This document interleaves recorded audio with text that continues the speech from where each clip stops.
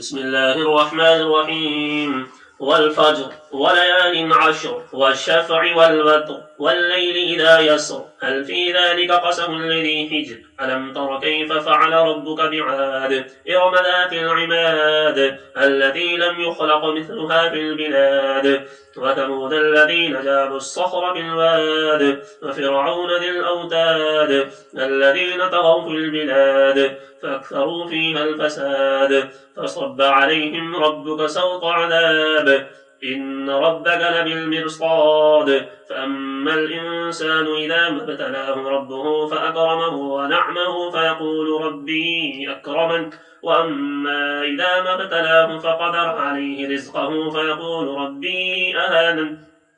كلا بل لا تكرمون اليتيم ولا تحاضون على طعام المسكين وتأكلون التراث أكلا لما وتحبون المال حبا جما كلا إذا دكت الأرض دكا دكا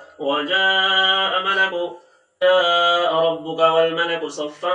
صفا وجيء يومئذ بجهنم يومئذ يتذكر الإنسان وأنى له الذكرى يقول يا ليتني قدمت لحياتي فيومئذ لا يعذب عذابه أحد ولا يوثق وثاقه أحد يا أيتها النفس المطمئنة ارجعي إلى ربك راضية مرضية فادخلي في عبادي وادخلي جنتي.